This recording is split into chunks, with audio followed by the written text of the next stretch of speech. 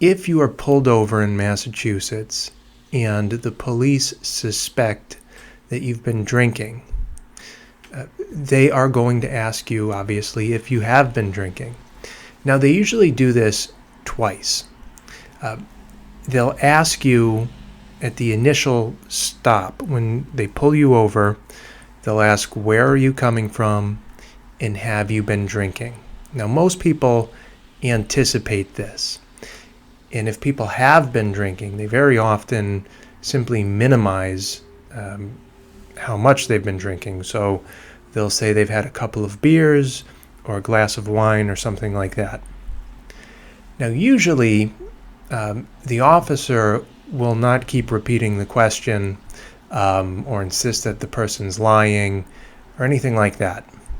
Right? The officer will ask the person to do the field sobriety test, the portable breath test, and then if the officer suspects that the defendant's been drinking, the person will be placed under arrest.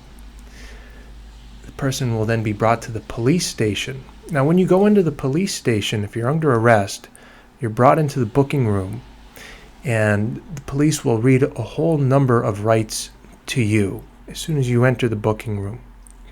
They're going to tell you you're being audio and video recorded. They're going to give you your Miranda warning. They're going to advise you of your right to use the telephone. And then shortly thereafter, they're going to go over your rights regarding the breath test. Now, the booking process takes about an hour.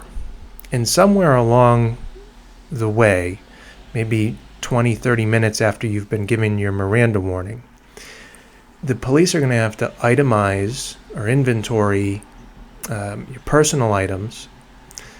They're going to ask you to remove whatever jewelry you're wearing. And they have to note and sometimes photograph your tattoos, if you have tattoos.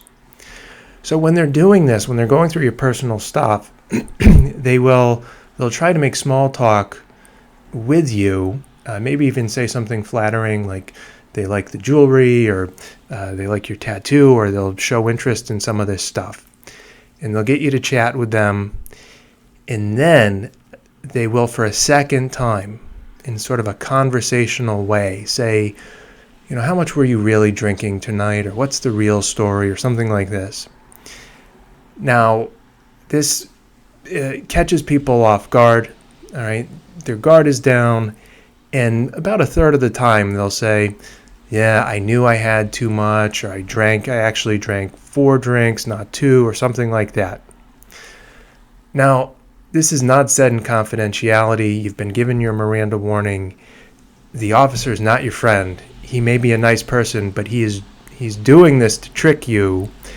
And whatever you confide to him, all right, the number of drinks or whatever, he is absolutely going to put it in the police report, and it is going to be used against you in the criminal case. Right? It's done in almost every OUI arrest, so you should be aware of it. I've written a blog post on this, and I'll put it in the description below.